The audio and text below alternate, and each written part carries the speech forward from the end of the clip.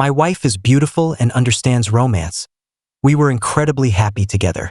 But by the 5th year of our marriage, she grew tired. In order to claim a larger share of the assets, she schemed against me with great intent. In the act of infidelity, she raised her phone high to record evidence, barely able to suppress a smirk. I had no defense, my reputation was ruined, and I left with nothing. Even worse, the strange woman who appeared in my bed belonged to a family that I could not afford to provoke. I was brutally retaliated against and inexplicably died in a car accident. When I opened my eyes again, a woman with a seductive figure was inviting me with an alluring gesture. I quickly fled the scene. This time, I was determined to win back my wife's heart. I abandoned her when she loved me the most. Ding! Story Shots reminds you to click the subscribe button at the bottom right corner to read the full novel. A beautiful, unfamiliar face was close to me, with a dreamy breath whispering in my ear. A tingling sensation spread throughout my body. I shook my head vigorously, but the dizziness wouldn't go away. In the dim light around me, a woman, barely dressed, was sensually wrapping her arms around my waist. The temperature rose, and my body felt hot and burning. Reborn at this moment, I couldn't resist the temptation that was beckoning me. Desire is original sin. And in the next second, she opened her eyes and locked gazes with me. Wait, I can explain. I feigned calmness and pulled the blanket over her. The wine we had at noon was problematic. Someone was deliberately setting us up.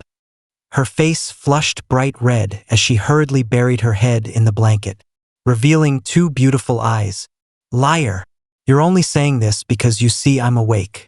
Get out of here, or I'll call the police.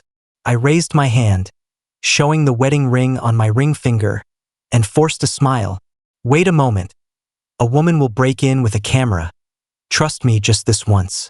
She frowned and glared at me, falling into silence. I stumbled to get dressed, putting on my pants and shirt, then grabbed my phone and dashed out the door. As the elevator doors opened, my wife was standing at the front desk, exuding an intimidating aura as she asked something.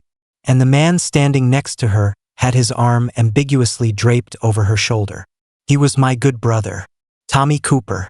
I met Irene Grant from university classrooms to the wedding altar. Our love came at just the right time. Then we stepped into society.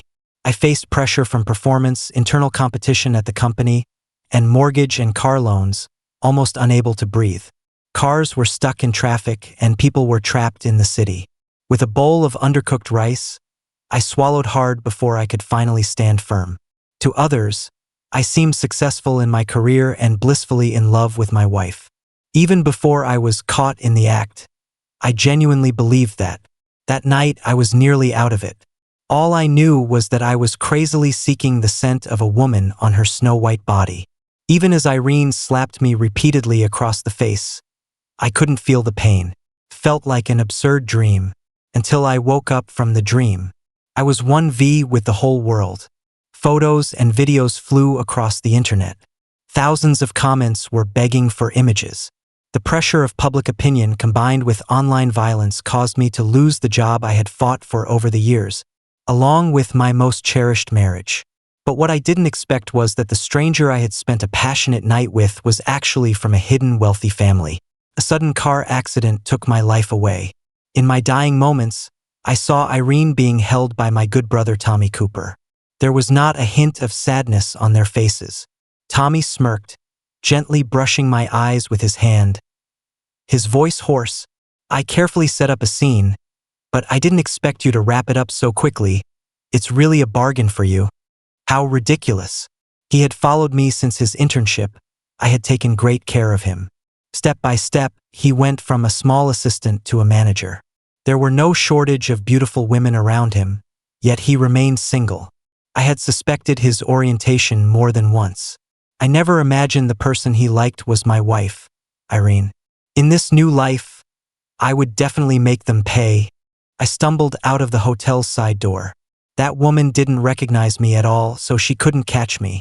And this time, Irene wouldn't be able to capture any evidence either. I took a taxi home. In the car, I opened the food delivery app and ordered meat, eggs, and vegetables all at once. My performance was about to begin.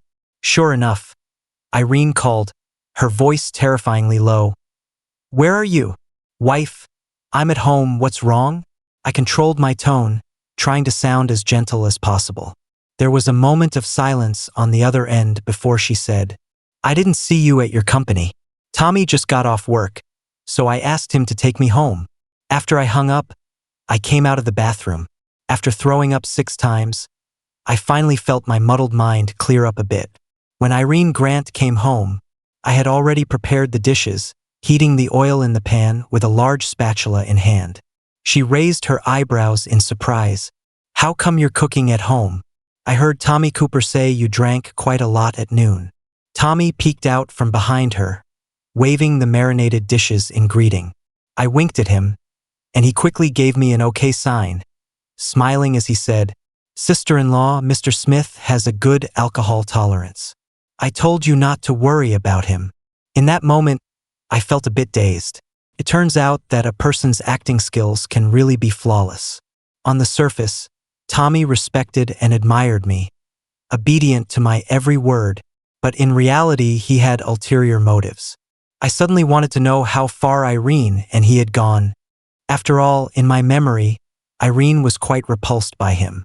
She had clearly stated that Tommy was too immature, that he spoke and acted like a little brother, and felt I didn't need to train him as it was a complete waste of time. I didn't know when her attitude towards him had changed. At the dining table, Tommy sat across from Irene and me, devouring his food, occasionally praising my cooking skills. "Just look at who his teacher is." Irene was right beside me, playfully boasting about herself. I noticed something strange about her demeanor, so I pretended to eat casually, using my other hand to secretly take a photo of the dining table with my phone. "I'm feeling a bit dizzy. I threw up several times after getting home. You guys take your time eating." After saying that, I quickly walked into the bedroom without looking back, shutting the door.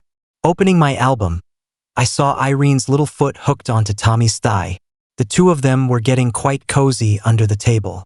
A man's dignity vanished in an instant. If it weren't for Tommy's provocation before I died in my previous life, I might even think I was the one who wronged Irene. I only considered myself a sinner betraying my marriage, carrying deep guilt towards her until my death. It turned out all of it was complete nonsense. All fake. I clenched my fists, veins popping, my rationality barely suppressing the anger and resentment bubbling inside me. I wanted to rush out and perish together with those two despicable people, but I couldn't.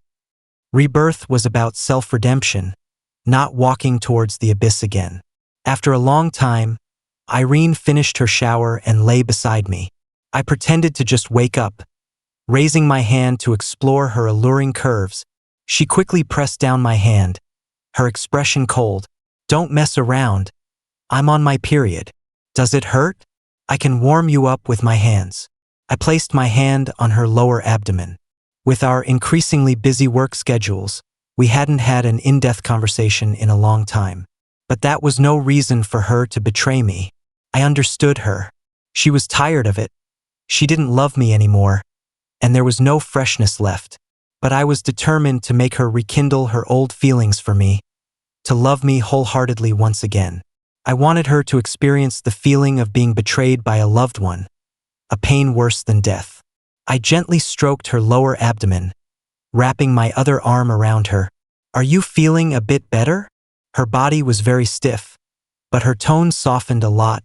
"Yes, thank you, darling." A strange tone. Maybe she promised Tommy something, which is why she was so resistant towards me. I tenderly kissed her from behind. "Wife, I don't want to go on the business trip next week. Let Tommy take my place. I've been too busy lately and neglected your feelings." "I'm sorry. I want to spend quality time with you." She indeed reacted strongly, turning to meet my gaze. "But darling, Tommy's abilities aren't as good as yours. I think it's better if you go in person. I don't want to delay important matters. What do you think?" I coldly sneered inside, feeling desolate. "Okay. Darling has his own arrangements."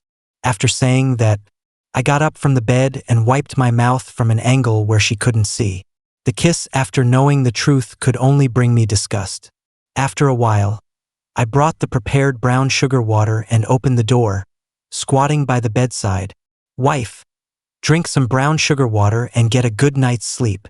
A flicker of surprise crossed her eyes as she lowered her head to scoop a few spoonfuls into her mouth.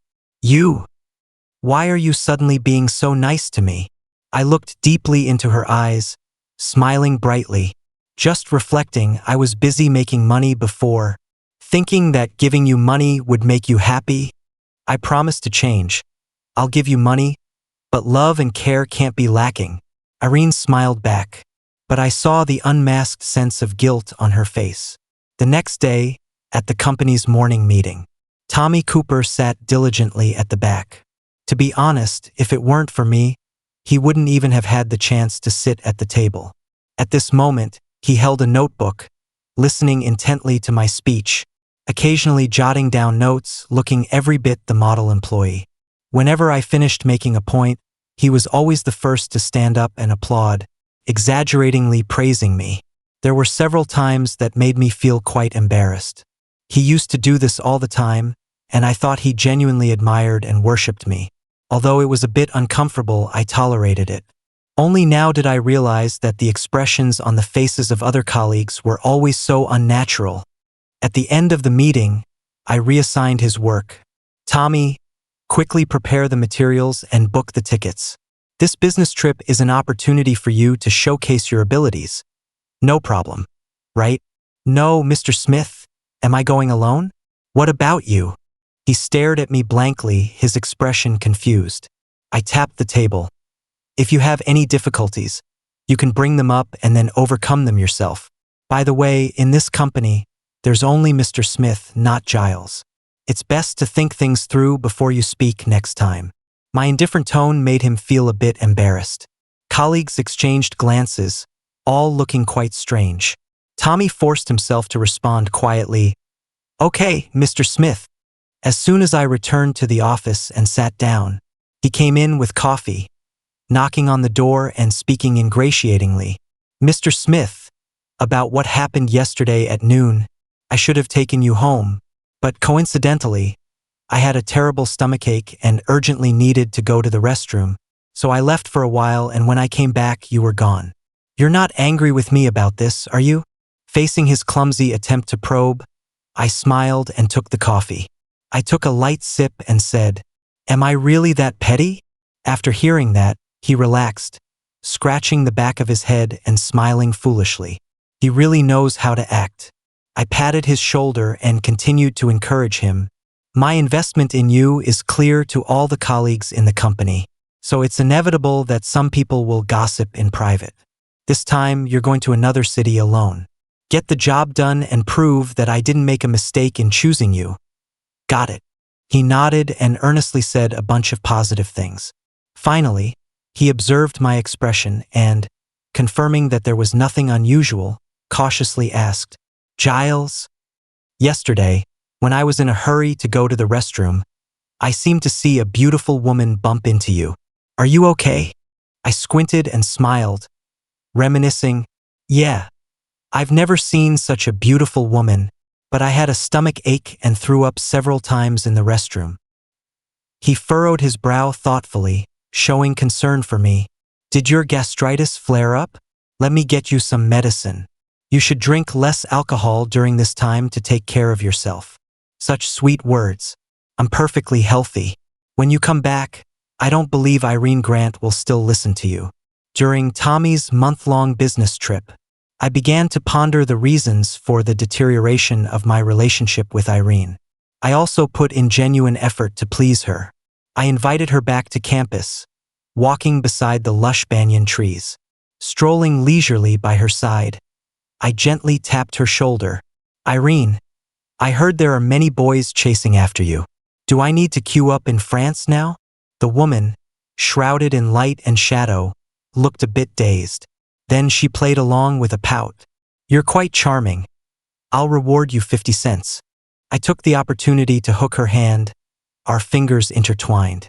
In the serene silence, Time seemed to pause for a few seconds. I could see the faint smile in her eyes and indulgence. Not only that, I also took her to the amusement park, checking in at trendy spots and popular restaurants. I even carefully learned about photography angles online to take beautiful photos for her that she could post on social media. My meticulous care and companionship quickly reignited our feelings. Until we walked among the bustling crowd, she would actively link her arm with mine, as if we were back in those sweet moments of mutual affection. But Irene, the hand-holding, hugging, and romance we have now are all built on economic foundations. Do you really not understand the principle that poor couples have a tough time? I take your love as motivation, working hard to support the life you want. Marriage is not just about being inseparable lovers all day long. It's about trust, growth, and tests. Irene still occasionally responds to messages with subtle expressions by my side. At the dinner table, I reached for a napkin, and she instinctively protected her phone, awkwardly explaining to me, "My best friend, the one you know, has been feeling down lately and keeps sending me long texts to complain. Ignoring her would be rude, so I have no choice. You understand me, right, darling?" I know exactly who she's chatting with. I pretended to grab her phone, saying, "Just respond a bit. Let me help you." She hurriedly hid her phone behind her, forcing a smile. "Honey, you wouldn't understand the secrets between women."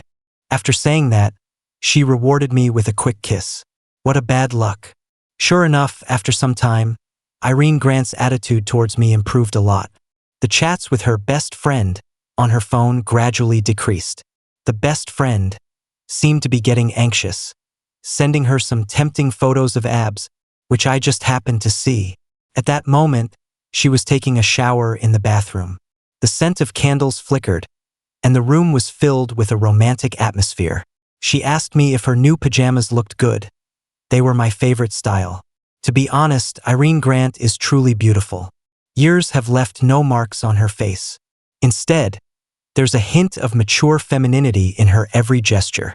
She usually takes good care of herself and knows how to dress. Men can't help but glance at her when she walks by. She understands romance better and knows how to tease me. Irene's fingertips lightly grazed my arm, and the slight friction of our bodies made me feel her warmth.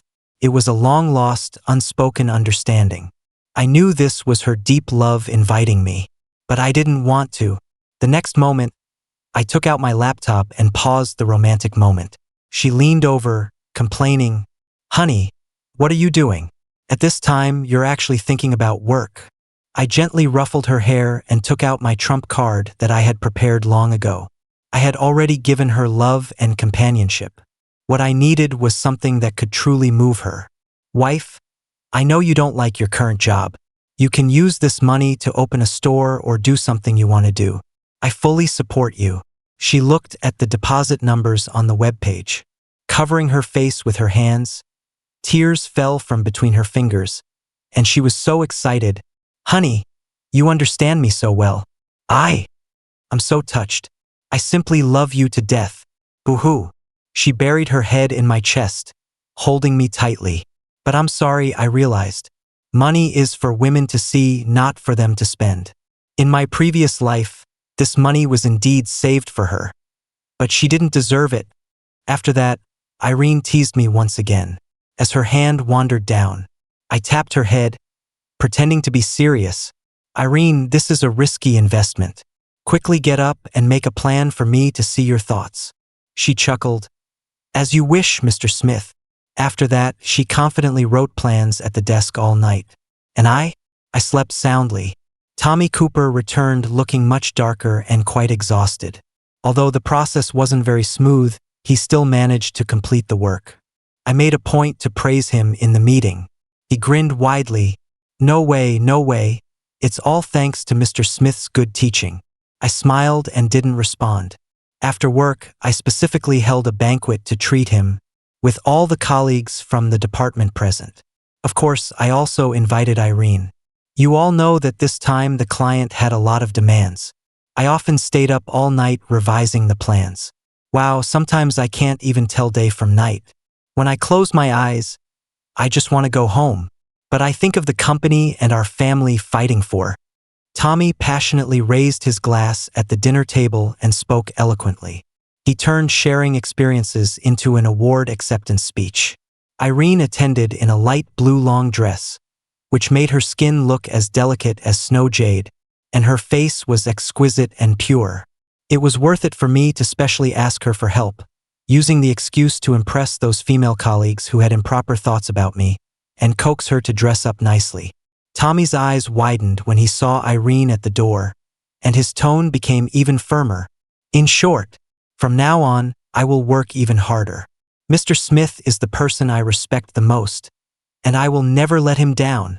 Everyone laughed and applauded, and the atmosphere became lively. Irene sat next to me, and I deliberately hugged her affectionately in front of everyone.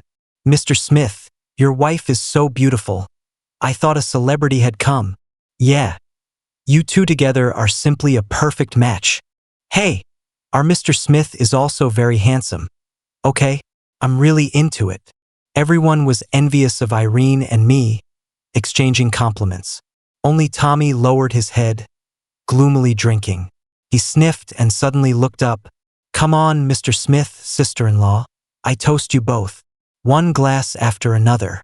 Tommy openly forced me to drink, insisting on making a distinction at the table. I played along, continuing to drink with him with our shoulders linked. When it was almost over, I went to the bathroom and stuck my hand down my throat, feeling so uncomfortable that I vomited again and again. After my stomach felt somewhat better, I splashed cold water on my face. In my heart, I estimated that Tommy would definitely take action tonight. Even if Irene wanted to break up with him, he would use this to blackmail her.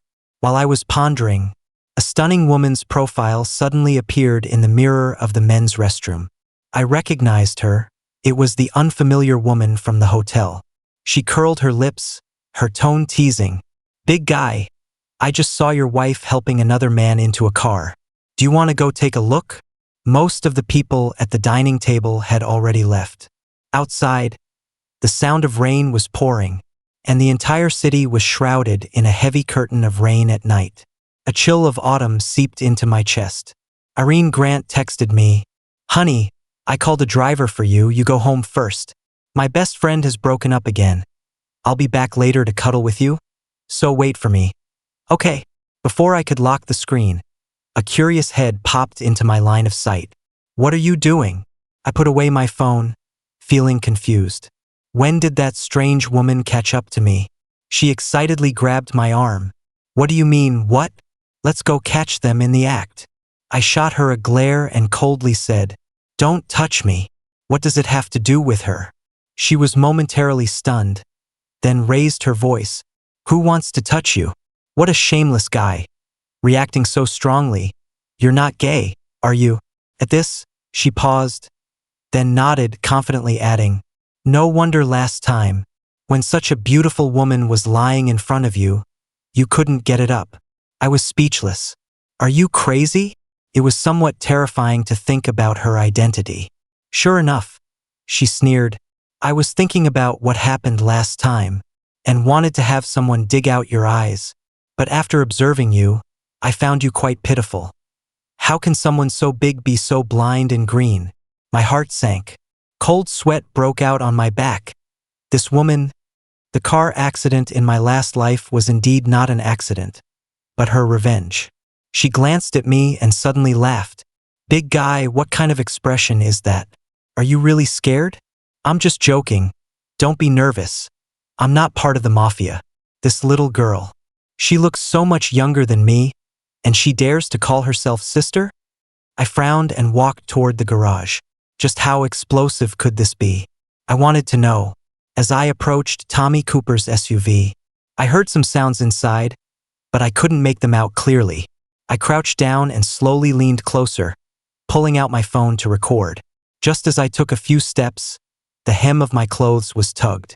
I turned around, and the strange woman was crouching down, making a shushing gesture and pointing up. The glee in her eyes was unmistakable. What I found distressing, she turned into a spectacle, making my heart feel even more stifled. Tommy Cooper, Let's not associate anymore. I came to see you today to clarify things. These days have been unbearable for me, and I feel very sorry for him." Then there was a sudden commotion inside the car. Tommy's voice was hoarse, pleading, "Irene, you promised me before you left. Why has everything changed in just a month? I really can't lose you." Irene seemed to have her mouth blocked, struggling desperately. Don't do this, enough." After a while, her tone seemed to soften. "Just consider it your misunderstanding. I can't make mistakes again." Tommy, with a pleading tone, tried to retain her. "Just this once. Give me one last chance. Okay?" "No." Irene refused firmly. There was more rustling, and I raised my phone. The strange woman poked me from behind, curious about my expression. I had already mentally prepared myself countless times. Seeing things lightly is a kind of ease. Letting go is a kind of happiness. To hell with that nonsense. I suddenly stood up and smashed the car window with a punch. Both inside the car turned to look at me in shock. Their eyes were full of fear. I had never seen Irene like this. Her face was completely red with shame. Her eyes had nowhere to hide, looking extremely awkward. She stammered an explanation.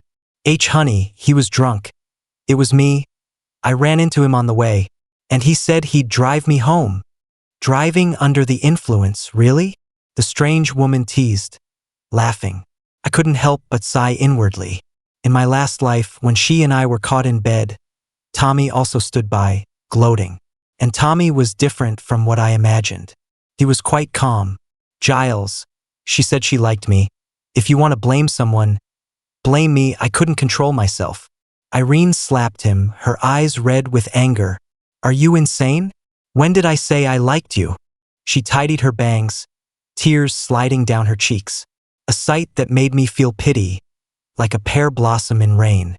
"Honey, nothing happened between me and him." I took a step back and saved the video on my phone. Feigning calm, I lifted her from the car and comforted her. "It's okay. I'm here. I'll take you home." This action left the other three in shock. Especially the strange, beautiful woman exclaimed, "Hey, are you out of your mind? She's been lying to you, cheating during your marriage. Who do you think you are? A ninja turtle?" I ignored her. I hailed a taxi in the rain. She sat next to me, gripping my clothes tightly, her lips pressed together. When we got home, she hugged me from behind. "Honey, I'm sorry. Please believe me. I really didn't do anything to betray you." I whispered to her, "Do you still love me? If you love me, why are you treating me like this?" She still refused to admit to the affair, trying to twist the truth. "Honey, I love you. What do you want me to do to make you believe me? Do I have to show you my heart?" "I'm sorry. I admit that you're often busy with work and on business trips, and my attitude towards you has been inconsistent." Tommy took advantage of our time difference to deliberately get close to me. I admit he knows how to say sweet words and show concern. I also wanted to confront him this time. "It's not what you think. After being together for so many years, do you really not trust me at all?" By the end of her words, she was even getting angry. Her anger stemmed from my lack of trust in her. I weakly pushed her away. "Irene, my feelings for you haven't changed since we got together. Have I never faced temptations in my work and life? But because of you, I have never looked, thought about, or done anything to betray you. But you really betrayed our love first, Irene. Please give me some time." I didn't make my words explicit. In the following days, I planned to let her suffer. In anticipation, she would be completely desperate. "Honey, I will prove to you how much I love you." She secretly wiped her tears behind me. Every step toward the room was incredibly heavy. I went into the study and locked the door. My feelings were complicated. I often closed my eyes and remembered the first time I met her, as well as the little moments after we got married. I more often dreamt of the anxiety, despair, and fear I experienced in my previous life. Hate is always harder to let go of than love. In the following days, I slept separately from Irene. She woke up early, making me breakfast in various ways and buying me many gifts. Among them, the most expensive was a watch that cost $180,000. Of course, I accepted it without hesitation. Yet, I continued to give her the silent treatment and even stopped her credit card. She didn't have much money left to use. Tommy had thick skin, continuing to work and serving me tea at the company, constantly trying to please me. Finally, I fired him in front of everyone at the meeting. Tommy eagerly banged his fist on the table, tearing off the facade. "What do you think you are? You want to fire me? I have always worked diligently in this company for years. If you're using this to settle personal scores, fine. I'll expose you, and none of us will have it easy." Everyone frowned. "Tommy, don't lose your mind. Mr. Smith wouldn't fire you for no reason. Yeah, Mr. Smith has always taken care of you. You just know how to take advantage of the situation. I've wanted to say this for a long time. You really can't be trusted and like to bully newcomers. Have some self-respect." I took a sip of water and calmly said, "You forged my signature several times without permission, making decisions that led to company losses. If that's not enough reason, should I say more? You're talking nonsense." He held his neck defiantly. "Those were just minor contracts. I've worked like a horse for you for so many years, and just because your wife likes me, you're deliberately messing with me, right?" The room fell silent, everyone looking at me.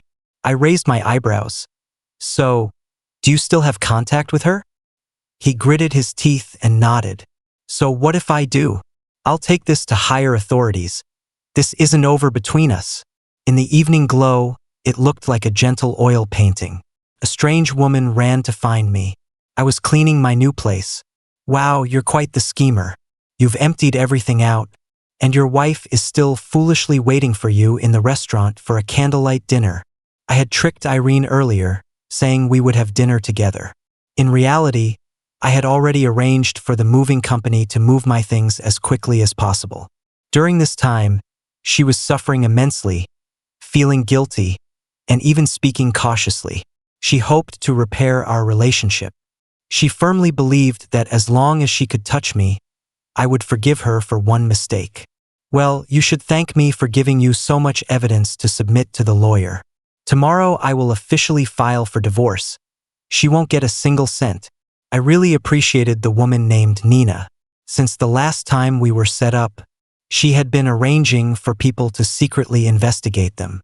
Compared to the photos and videos she sent me, the evidence I collected that day in the garage was just blurry old footage. Meanwhile, Irene was still sitting lonely in the restaurant, sending me messages asking about me. Nina shrugged. "You really can endure. I almost want to slap her a few times.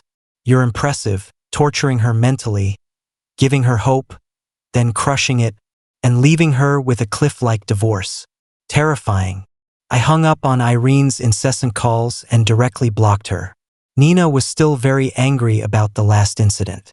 She had only been late to the gathering due to traffic and accidentally drank the drink that didn't belong to her. Then, she was led by the scheming Tommy into the room with me. "But if it weren't for you dragging your feet, I would have dealt with them a long time ago." She suddenly changed the topic, furrowing her brows and glaring at me. "Luckily, you didn't dare to touch me back then, or you would have been doomed too." I smiled helplessly at her charming features. Any man who could hold himself back at that time was a god. She quickly turned her head away, her ears turning red. After I blocked Irene Grant, I received news about her from my best friend. She said that after Irene saw the divorce agreement, she went crazy, crying all night and searching for me everywhere. Unable to find me, Irene sat in despair at the crossroads. If it weren't for my best friend pulling her away, she might have ended up in the hospital by now. Her friend begged me to meet her. Even though I had made the decision to separate, we had been a couple, and she wanted me to say it to her face. I refused. I could meet her, but only after the divorce. I was on vacation at home when she came to my company but couldn't find me, and finally she compromised. On the day of the divorce, I saw Irene. She wore large black frame sunglasses, making it hard to see her expression. Her small frame stood by the roadside as if a gentle breeze could blow her over. You finally agreed to see me. She spoke hoarsely. I can give you all my assets. I don't want anything. Can we not get divorced? Please don't leave me. I shook my head. Irene, we're done. She was silent for a moment, tears falling from her pale cheeks. I want to hear you say it. You don't love me anymore. I don't love you anymore. I answered quickly and firmly. It seemed as if she had lost the last bit of strength, her body swaying slightly as she slowly walked with me. I thought she would make a scene and refuse to sign. But she didn't. She agreed to the divorce terms of leaving with nothing. Sitting on the bench waiting for her number to be called, she took off her sunglasses, her swollen red eyes gazing blankly into the distance. If I could turn back time, I would never let myself make mistakes.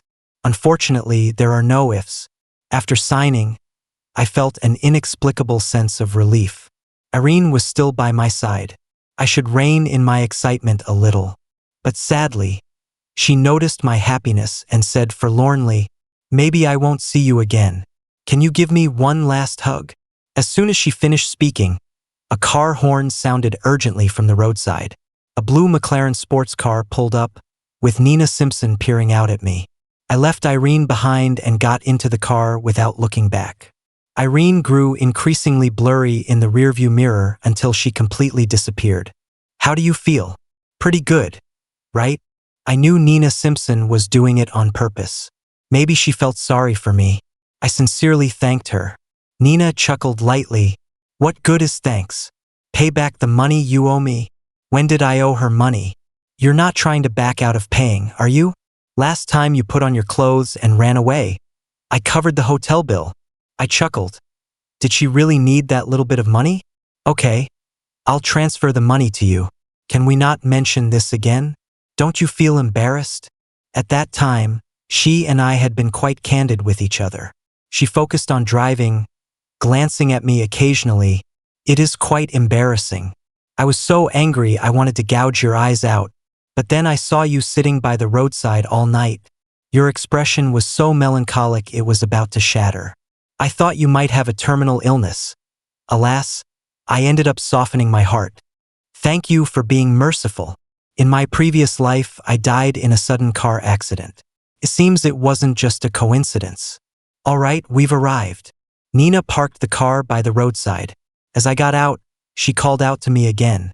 Get a good sleep. Think of it as a reboot for your life. A few months later, one afternoon, Irene came to the company looking anxious. Have you heard? Tommy Cooper had an accident. He's in the hospital and wants to see you.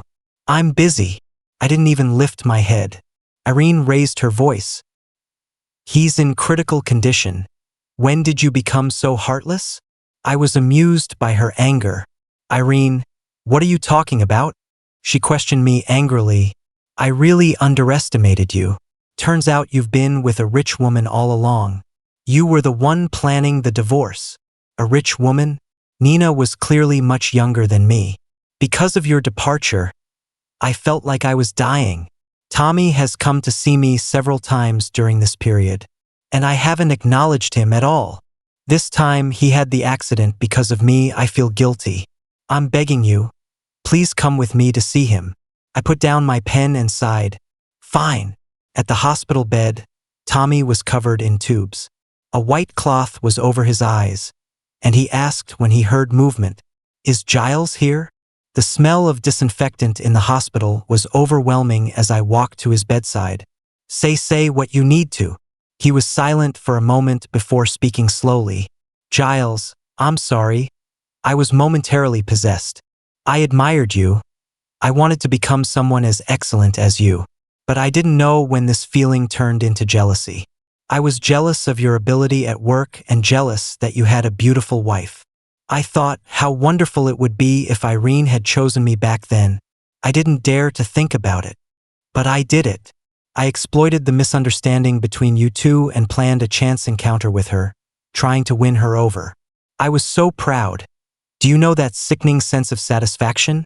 I interrupted him. You're just a lowly person.